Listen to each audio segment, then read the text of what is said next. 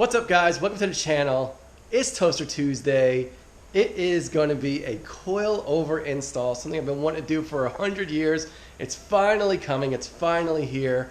And I just want to welcome anybody who's new to the channel. If you're new to the channel, every single Tuesday we do a video on Scion XB. So if you like Scion XB, tune in every Tuesday.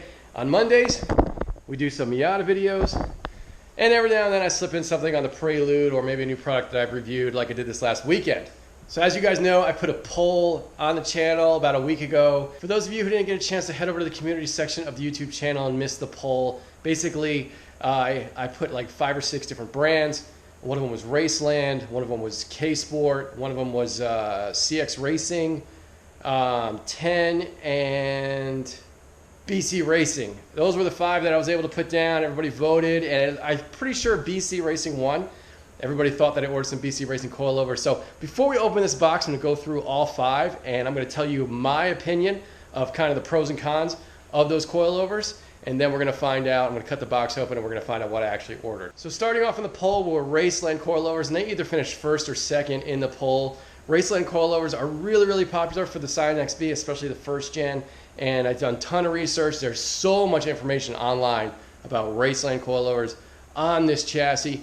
And they retail for $399. You can't get them any cheaper than that. You have to purchase them from Raceland.com. Some people say they're great. Some people say they're terrible. Things I like about them is they have really, really good warranties on their products. I believe it's 3 years or life. I can't remember which one it is, but I know that if you do send back the strut or coilover that's damaged, they do replace it pretty quickly. So they have a really good kind of warranty on them. They are viewed as kind of like a budget coilover. Not necessarily something for performance, but definitely something to give you some looks. You do have to reuse the top hat off the front strut assemblies, and they are not adjustable. So that kind of breaks Raceland down for you. Moving on, we'll go to BC, because I think BC won. BC comes in at $999, man. You can't get them cheaper for than $1,000. And again, the best way to kind of get them is to go through the company. Now, the cool thing about BC Racing is they're super local to me here in Orlando. I can run over there and not only pick up a pair, but get them serviced. You can actually service them. You can rebuild them. And from everything that I've read, everything I've seen online, they are an outstanding kind of mid-level coilover that not only will give you an awesome drop, but will also give you some really, really good performance. Then let's go ahead to CX Racing. The CX Racing coilovers, they come in at $470-ish. You can find them on eBay. You can order them from cxracing.com. They are a full coilover assembly that gives you good low, as well as supposed to give you good comfortable ride. They also allegedly are decent if you want to autocross. The cool thing about them is they are fully adjustable. So 32 way dampening up front, and I believe it's a complete coilover kit, so there you don't have to reuse top hats and everything like that off of your old setup. Then moving on to K-Sport. Now, K-Sport's what I have on the Prelude. They're the first coilovers I've ever purchased. This is my second set of coilovers I've ever purchased. K-Sport are excellent. They are adjustable. They're a complete coilover, top hat and everything. They're going to come in right around the $800 mark. They are known for their ability to perform, as well as to get you semi-low, maybe not the lowest coilover in the world. But, you know, as far as how are they in the Prelude, couldn't be happier with them. They do everything that I want them to do and more. They've been on the Prelude now for several years. Only about 15,000 miles, but they've been on the car for several years. And I've had no issues with rust, no issues with them leaking or anything like that. So they've been great on the Prelude. And finally, the 10 basis. They come in at right around $575. Maybe you'll pay a little bit more, maybe around $650 from certain places. But the cheapest I've seen them, $575 online. They are a good entry-level coilover. 10 makes really quality stuff. I have 10 S-Techs on the XB. They give a very, very good ride. There is not like any kind of sacrifice when going from stock to the 10 S-Techs. They give the XB 1.7 inches of drop. I believe that's what it is. So that's what's on the XB right now. Check out my other videos if you really want to have a good look on what the drop looks like on the box. But getting back to the 10 basis coilovers, you do have to reuse the top hat off of your OEM setup on the fronts. They are not adjustable, and I think that's it. They have a really good reputation. A lot of people in the XB community do run the 10 basis, and Yeah, they're solid product, man. They're all, as far as I'm concerned, all 5 of the options that I put up are really good options. You want the cheapest, go with Raceland. If you want the best, I'm going to say BC Racing. If you want something in the middle, K-Sport. If you want something with a little bit of performance and drop but a low price tag, CX Racing or the 10 basis. All right, so enough talking. I just wanted to lay out the options, and I'm going to cut this box open, and we're going to go over why I chose what I chose. I've been dying to cut this box open, man. I've had it for like 4 days and haven't opened it because I'm waiting to do this video.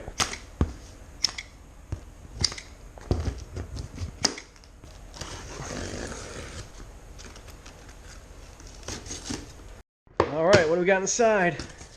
More boxes. More boxes. All right, 2 more boxes. All right, what do we got? Oh, you should know right now it's not 10. That's like a purple and green. I'll tell you what, they wrap this stuff up really well. Wow. All right. Rears, fronts, lots of hardware. It's like some struts.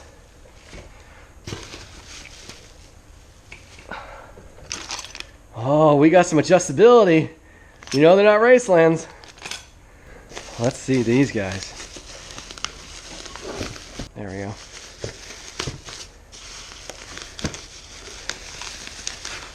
This is really hard to do one-handed. Come on.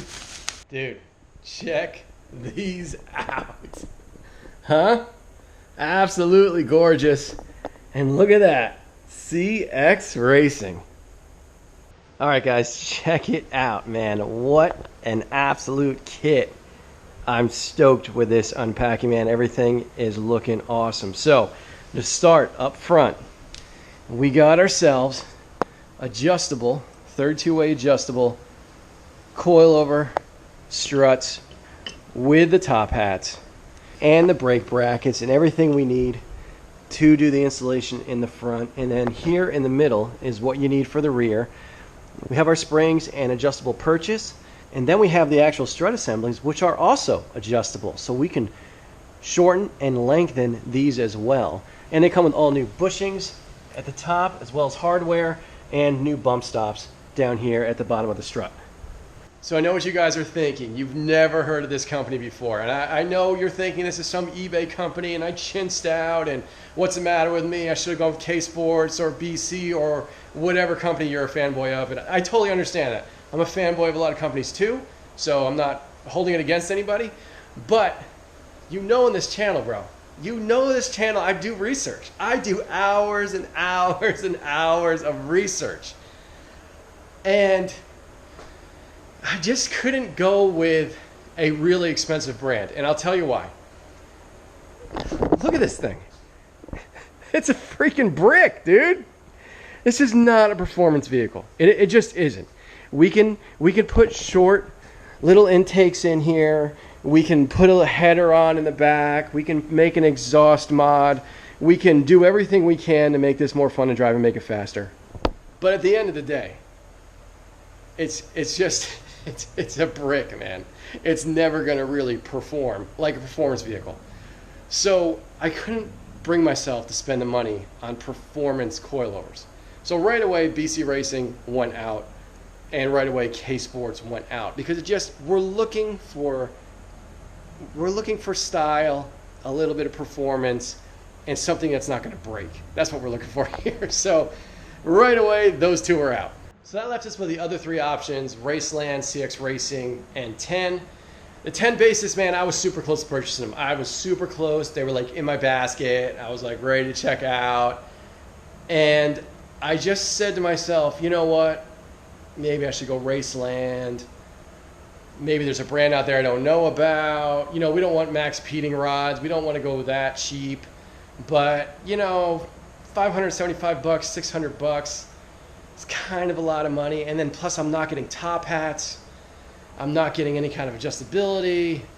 You know, I just really felt like I was shortchanging the whole thing, and I was going to get a little bit of performance, and I was going to get a very quality product that would definitely not break and would be plenty low enough, because we're not slamming this thing on the ground. We're just going to lowered a little bit more than it already is. And the 10 brand is phenomenal. We all know that. So I was very close to purchasing those. So then let's get to Raceland real quick. Raceland, everybody has a love or hate relationship with Raceland for whatever reason. I don't know anybody who's had them. Most of the research that I've done on Racelands has been positive, and you can go low. So I don't know why some people just hate them so much. They say it's really bouncy in the car, and again, that all depends on how low you're going for the most part. Spring rates are comparable amongst all of these springs. Actually, the CX Racing actually has kind of like the softest spring rates out of any of the coilovers that we're talking about today. But yeah, getting back to Raceland, people just hate them or they love them. So it was a little bit risky getting those, and then they were also on back order. They were on back order till mid-August, and I didn't want to wait that long. So then I just started digging deeper and deeper, and I got out of kind of my Toyota, Honda kind of group that I'm always kind of circling around, you know, even the Mazda. There's some coilovers that I've never heard of that people run on Miatas. So I started to get out of that group and started to branch out and see kind of like what coilovers are BMW owners running? What coilovers are Volkswagen owners running? What coilovers are Hyundai owners running? And that's when I came across CX Racing. I'd never heard of them a month ago. I'd never heard of CX Racing. But I found them. I found them somehow. I started doing research. They make a kit for our XB. So I started reading about it. And there are not a lot of people that have them on the XB. If you have them on your XB, please comment below. Let me know how they are. I'm going to give you a review once we get them installed. But, you know, long term, how are they? But when I just started looking at the bang for buck, when I started looking and reading the reviews of people autocrossing on these coilovers, of people having them for years and years and years, and people running them on heavier vehicles and still having a good success rate, I said, you know what? This is like a tremendous bang for the buck, and this is not a performance vehicle. I just need it to look good, get low, and not break. And CX Racing came out the winner. So let me know what you guys think down in the comments. Was this a colossal mistake, or are these going to be awesome? I mean, we're going to find out together. I mean, you know, we're going to throw these on the car today. We're going to go for a ride, and we're going to see how they are. But I'm telling you right out of the box, I'm real impressed with this.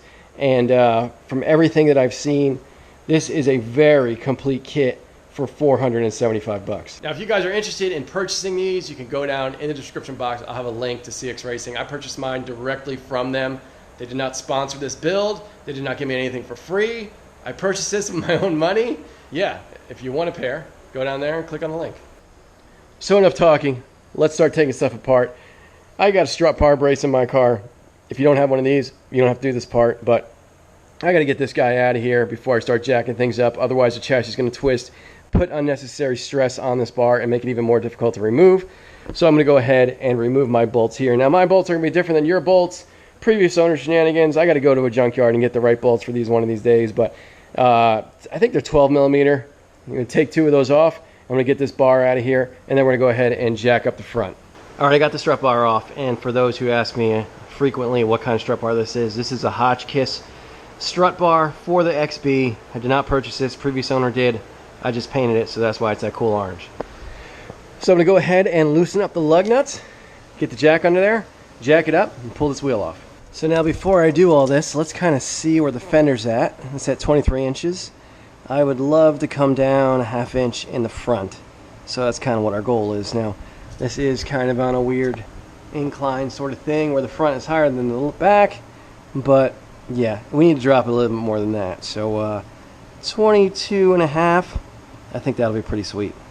All right, wheels off. Basically, you got 2 bolts holding the hub to the strut assembly. And then you're also going to have the brake hose and an ABS sensor or something like that up here. So you got to disconnect those as well. Alright, so we got the bracket removed back here, so these lines are all free. I got the nuts off of the strut bolts, and man, they were really hard to get off. I don't know why. I was the last person who did this, so I don't know why they were on there so tight. But one thing I like to do before I remove these bolts, I come down here and I loosen up the sway bar end links.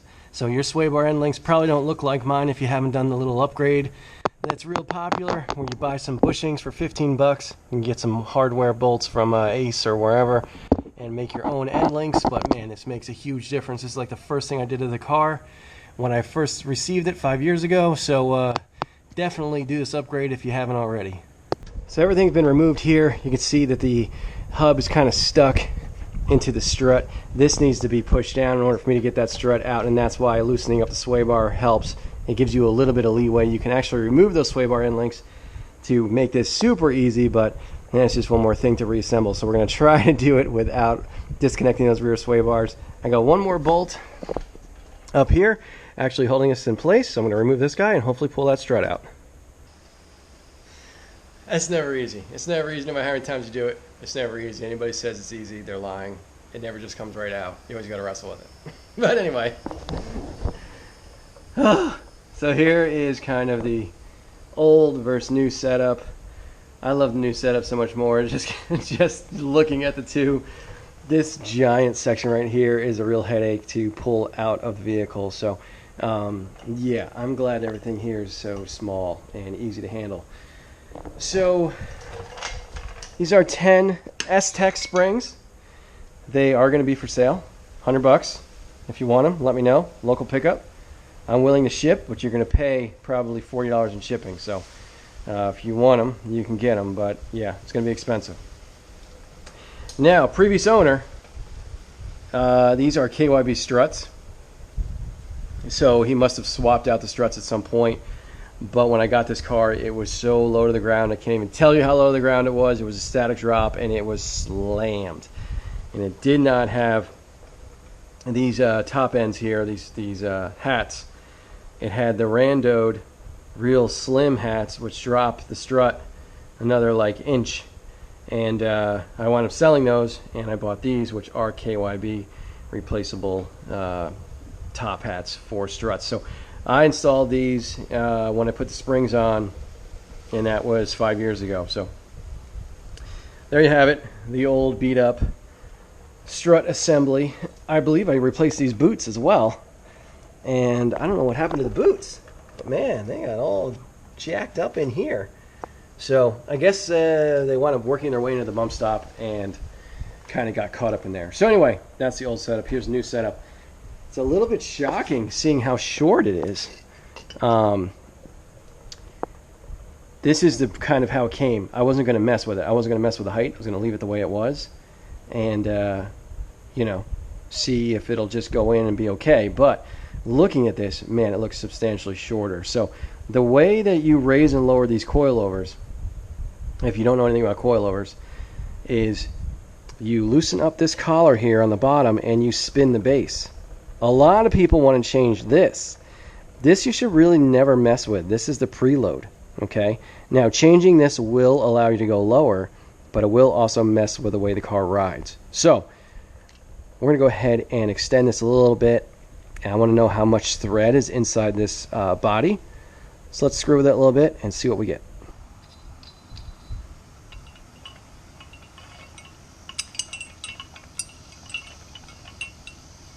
Alright, so there's a substantial amount of thread that was inside that body, and if you look kind of in from the bottom, you can see that there's still a lot left. So yeah, let's see how it looks now.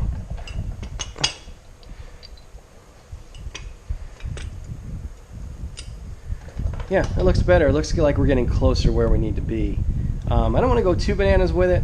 I think we're going to kind of go from right here, install it, and see where she sits.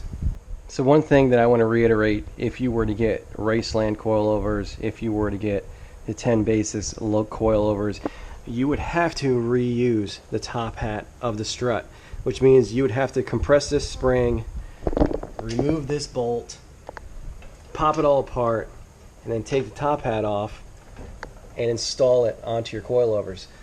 So with the CX Racing stuff, one of the most appealing things about it is that we don't have to do any of that. We just go ahead and throw this thing in the car. So that's definitely a big perk as far as not only installation goes, but also the quality of components. Because I don't know about you, but I would rather have this nice kind of setup than reuse or have to purchase a new top hat for the strut. Alright guys, so I got the coilover installed here in the front. I got everything kind of hand tight. I mean, everything's back on. I verified that the brake hoses are all going to work with the coilover, so we're all good there. And I got the bolts actually pretty tight on the top. So what I'm going to do now is I'm going to throw a wheel on and kind of see where we're at, because if we are too low or we're too high, what I'm going to have to do is jack the car up again, remove these bolts, remove the brake hose, and spin the base either up or down in order to get the ride height that we want. So I have no idea where we're at right now, so I'm going to go ahead and throw the wheel on and see if it's too low or too high, or maybe it's perfect. Who knows? Guys, moment of truth here. Let's see where we're at.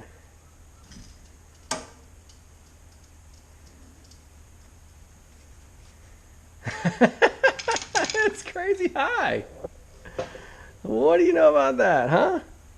Wow, I would have never thought it'd be that high. All right, well, if you want to have if you want your car to look stock, make it that height. Wow. All right. Give it a little shake. Yeah, that's not going to work for us. We're going to have to lower this thing more than that. All right, jack it up and let's make the adjustment. All right, back together. Let's see where we are now.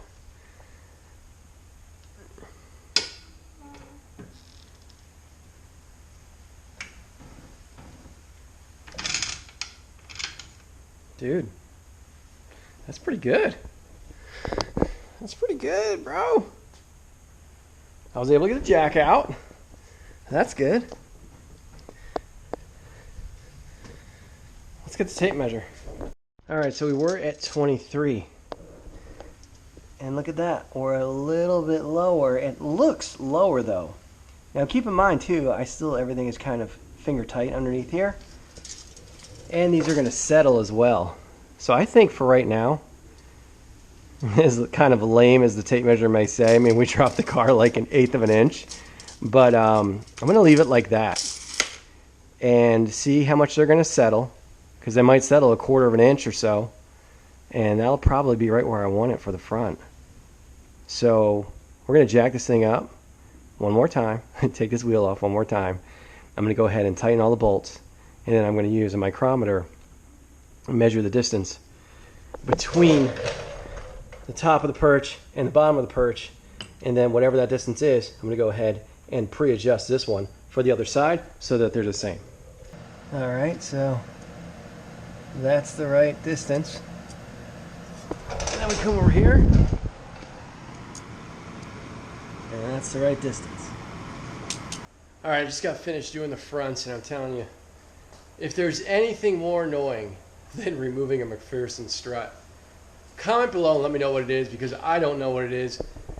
These things are a nightmare. They just suck. It's just a small area, and trying to remove these things in a small area is just terrible.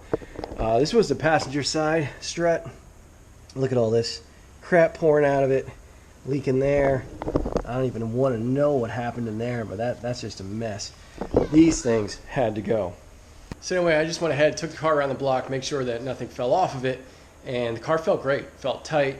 It felt lower, even though it's just a hair lower than it was. It felt lower, and no noises. So I'm excited about that. So now we're going to do the rear. I've already kind of taken the little plastic caps off. They almost fall off on their own practically. They've been on and off the car so many times. I can't remember if you even have to remove the wheels. I'm not sure if you have to remove the wheels in order to do this.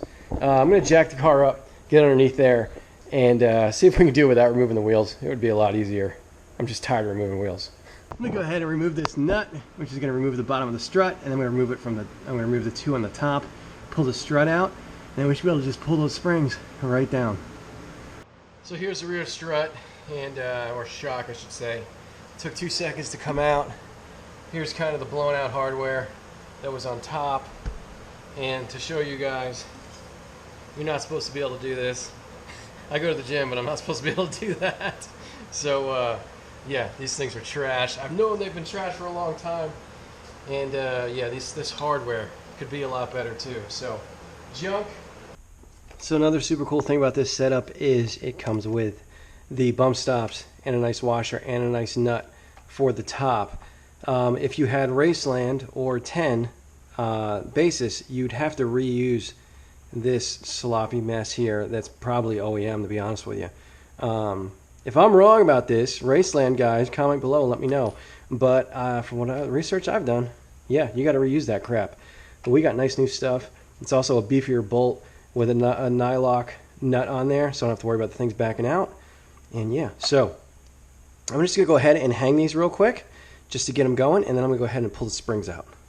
So hopefully this gives you a better idea what I'm talking about. We got a nice big washer, and we got our nut up here. We don't have all the other kind of double nut stupid setup that the factory comes with. So much better here, and they are just hanging. Alright, so I got the shock just hanging here. Just put the nut in up top. And now we're going to pull the spring out. And I got like 2 jacks going on here. I should be able to pry this down and pull that spring out. Come on. Of course, it's never as easy as you think it's going to be. Alright, spring's out. That's how they go in with the 10, being able to read it. These are called insulators, and they go on the bottom of the spring perch like that. And then this guy kind of clips into the top, and believe it or not, we're actually going to reuse those, at least on the bottom. So we got our new spring set up here. We're going to reuse these guys, and yeah, that'll be sweet. So looking at the rear setup, there's a bolt that goes through everything and tightens down. Alright, so what we're going to do, take that bolt out, because we're going to mount this on the bottom of the spring perch, and then this bolt is going to go through the perch into here, holding it in place.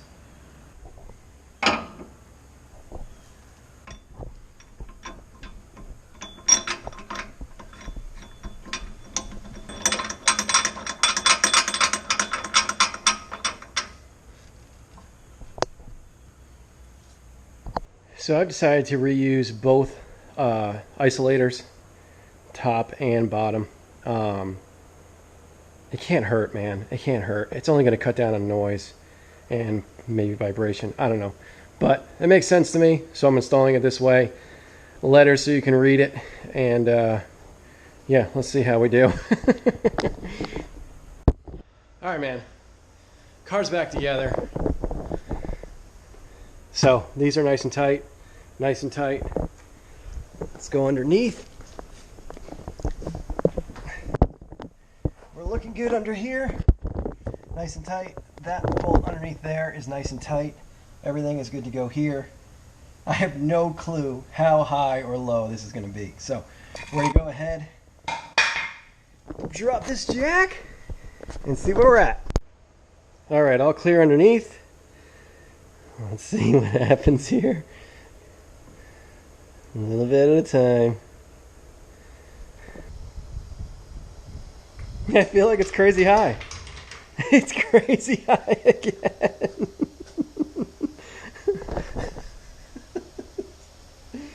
Oh man, alright. We got some lowering to do. Man, what is going on here? I need to come down like 3 inches. Alright, I'm getting back underneath. Get this straightened out.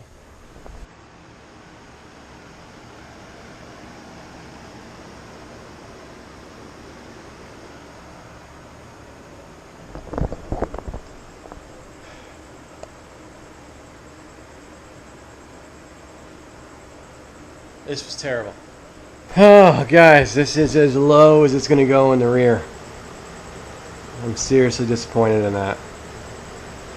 Ugh. I've been out here for hours, dude. Hours. Fighting this rear end to see if I can get it lower. And the only way it's getting lower is if I start removing stuff. So, it's 9 o'clock at night. I started this install at like 3:30. Yeah, you do the math. Nightmare, dude. Just nightmare. Oh my God. Everything that could go wrong went wrong. So it seems. I didn't actually have problems getting bolts off or anything like that. I was just kind of trying to understand why it wasn't going lower in the rear. It took up so much time. So, dude, I got everything maxed out. I got the shocks maxed out. They're at their shortest setting. And I got the springs. Perches are doing nothing right now. And yeah, this is as low. This is as low as it's going. Oh, man, I want that thing dropped another ½ inch. So who knows? Maybe it'll settle and it'll drop a ½ inch. But for now, I'm just sad. I'm just sad, man. It's my first time actually doing coilovers like this, and ugh, dude, so much easier on the Prelude. So much easier. Double wishbone suspension. Holy cow, so much better than this McPherson stupid trailing arm setup in the rear. Ugh. So anyway, I can't remember the last time I did an install that was this hard. Ugh. Anyway, let me show you underneath. I should really just do this in the morning. I want to take it out for a little test drive too. So why don't we do that? Let's take it out for a test drive, see how she handles.